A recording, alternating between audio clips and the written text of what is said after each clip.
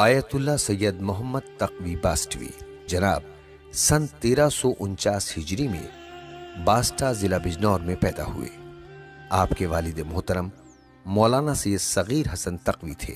غرۃ العلماء جناب سرتاج العلماء اور ابو ذر زمان آپ کے مشہور القاب ہیں۔ جناب کی زندگی میں فضول خرچی نامی چیز دکھائی نہیں دیتی، بلکہ آپ انتہائی درجہ پرہیز فرماتے تھے۔ سید محمد صاحب عالم باعمل، متقی، پرہیزگار اور ایک اچھے شاعر تھے۔ آپ کا خاندان علم و فضل میں معروف تھا۔ جناب کے والد بھی ایک عالم باعمل تھے۔ یہی وجہ ہے کہ آپ نے ابتدائی تعلیم اپنے خانوادے سے ہی حاصل کی اور اپنے والد محترم کی خدمت میں زانوئے ادب طے کیے۔ نیز 7 سال کی عمر میں قرآن مجید کی تعلیم مکمل کی۔ تفصیل کے لیے مراجعہ کیجیے نجوم الہدایہ جلد 3 صفحہ 182۔ ابتدائی تعلیم کے بعد سن 1362 ہجری میں مدرسہ باب العلم نوگامے کا رخ کیا اور وہاں رہ کر 4 سال تک سلطان الواعظین علامہ آقا حیدر اور آیت اللہ سبط نبی کی خدمت میں زانوئے ادب طے کیے۔ پھر مدرسہ ناظمیہ لکھنؤ کے لیے عازم سفر ہوئے۔ وہاں رہ کر بزرگ اور جید علماء اعلام کی خدمت میں زانوئے ادب طے کیے، مثلاً مولانا ایوب حسین، تاج العلماء سید محمد ذکی، مفتی سید احمد علی ششتری اور مولانا رسول احمد گوپال پوری وغیرہ۔ سن 1951 عیسوی میں نجف اشرف عراق کے حوزے کی جانب گامزن ہوئے اور زمانے کے مشہور و معروف فقہا کی خدمت میں رہ کر کسب فیض کیا، جن میں سے آیت اللہ العظمیٰ سید محسن الحکیم، آیت اللہ العظمیٰ سید ابو القاسم الموسوی الخوئی، آیت اللہ العظمیٰ اسد اللہ مدنی تبریزی، استاد مدرس افغانی آیت اللہ حیدر عباس الہ آبادی اور استاد اشکوری وغیرہ کے اسماء گرامی قابل ذکر ہیں۔ سید محمد صاحب نجف اشرف میں تعلیم حاصل کرنے کے ساتھ ساتھ مدرسہ ایروانی میں تدریس کے فرائض بھی انجام دیتے رہے، کیونکہ آپ کو فقہ و اصول میں بہت مہارت حاصل تھی۔ طلاب کی کثیر تعداد آپ کے درس میں شرکت کرتی تھی۔ اس دوران جناب ہر شب جمعہ نجف اشرف سے پیدل چل کر کربلا کی زیارت کے لیے تشریف لے جاتے تھے۔ 34 سال کی عمر میں جناب کو حوزہ علمیہ نجف اشرف کے 4 اساتذہ نے اجتہاد کے اجازے مرحمت فرمائے۔ آیت اللہ العظمیٰ سید محسن الحکیم، آیت اللہ العظمیٰ سید حسین بروجردی، آیت اللہ العظمیٰ سید باقر الصدر اور آیت اللہ العظمیٰ سید ابو القاسم الموسوی الخوئی۔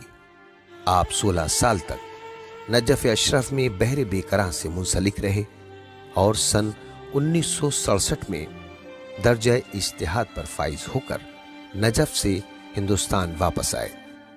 موصوف نے بمبئی، دہلی و گجرات وغیرہ جیسے بڑے بڑے شہروں میں دینی خدمات انجام دیں۔ مدرسہ باب العلم نوگامہ سادات میں مدیریت و تدریس کے فرائض کو بنحو احسن انجام دیا۔ اس کے بعد مدرسہ منصبیہ میرٹھ کی مدیریت و تدریس کو سنبھالا اور وہاں بھی اپنی لیاقت کا پرچم لہرا دیا۔ اپنی زندگی کے آخر میں شہر رامپور میں امام جمعہ و جماعت کے عنوان سے منتخب کیے گئے۔ آپ کا شمار عربی، فارسی اور اردو کے بہترین شعراء میں ہوتا ہے۔ ابو ذر زمان نے بہت سے شاگردوں کی تربیت فرمائی، جن میں سے مولانا محمد علی محسن تقوی، مولانا افضال حسین جالپوری، مولانا عابد رضا تقوی، مولانا سید ناصر عباس پھندیڑوی، مولانا شایان چھولسی، مولانا عبداللہ زیدی پھندیڑوی، مولانا حسن اختر نوگامی، مولانا سید محمد اصغر پھندیڑوی، مولانا طالب حسین پھندیڑوی، مولانا شاہ نواز حسین میمن، مولانا ڈاکٹر سید عباس رضا رضوی چھولسی، مولانا صادق خوئی، مولانا القمی اور مولانا غمخوار حسین وغیرہ کے اسماء گرامی قابل ذکر ہیں۔ آیت اللہ سید محمد صاحب نے متعدد کتابیں تالیف کی اور مختلف تحقیقیں انجام دیں۔ آپ نے نہج البلاغہ کا منظوم ترجمہ بھی کیا، جس کا قلمی نسخہ آپ کے فرزند ارجمند مولانا سید علی رضا تقوی کے پاس محفوظ ہے۔ مولا کائنات کے ایک جملے کا منظوم ترجمہ نمونے کے طور پر اس طرح پیش کیا جا سکتا ہے: دور فتنہ میں رہو اے نونہال، اونٹ کے 2 سالہ بچے کی مثال، کوئی اس کی پشت پر بیٹھے تو چل سکتا نہیں، اس کے خالی تھن سے کچھ بھی دودھ مل سکتا نہیں۔ امروہہ کے لقمان رضا نامی شخص نے امامت کا دعویٰ کیا تو آیت اللہ سید محمد باسٹوی نے اس سے مناظرہ کیا اور اس کی کتاب آفتاب عالم کے جواب میں انقلاب عالم نامی 7 جلدوں پر مشتمل کتاب تحریر فرمائی، جو قلمی صورت میں ان کے بیٹوں کے پاس موجود ہے۔ اس طرح مولانا انصار حسین زیدی پھندیڑوی فاضل مشرقیات کے ساتھ بھی ایک مناظرہ ہوا جو 3 دن تک جاری رہا۔ یہ مناظرہ وحدانیت خدا کے عنوان سے تھا۔ آخرکار ابو ذر زمان نے انصار صاحب کو قانع کر دیا۔ اس موضوع پر مولانا انصار صاحب نے تدبر فی القرآن نامی کتاب بھی لکھی۔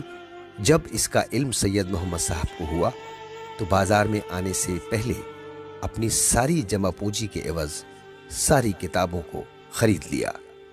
نحو و صرف، فصاحت و بلاغت، فقہ و اصول، حدیث و تفسیر اور کلام و عقائد میں جناب کی نظیر نہیں ملتی۔ دین و دیانت اور تقوی و پرہیزگاری جیسے اوصاف آپ کی ذات سے ظاہر تھے۔ دولت دنیا کی طرف کبھی بھی نظر نہیں کی، بلکہ ہر وقت دولت علم کی فکر میں محو رہتے تھے۔ جناب کی زندگی میں علم اور کتاب کی بہت زیادہ اہمیت تھی۔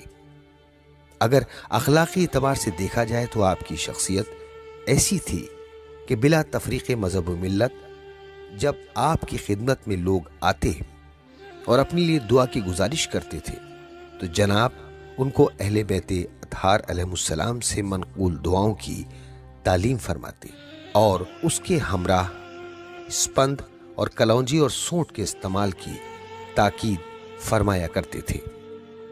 جناب باسٹوی صاحب دینی و اجتماعی پروگراموں میں حاضری دے کر اس کی مانوی صورت کو برقرار رکھتے تھے۔ پھندیڑی سادات میں انہدام جنت البقیع کے سلسلے سے سہروزہ اصلاحی و احتجاجی مجالس کے اجتماع میں امام جماعت کے فرائض بھی انجام دیتے تھے اور پروگرام کی صدارت بھی آپ ہی کیا کرتے تھے۔ مومنین موصوف سے بہت محبت کرتے تھے اور وقتاً فوقتاً آپ کی زیارت سے مشرف ہوتے تھے۔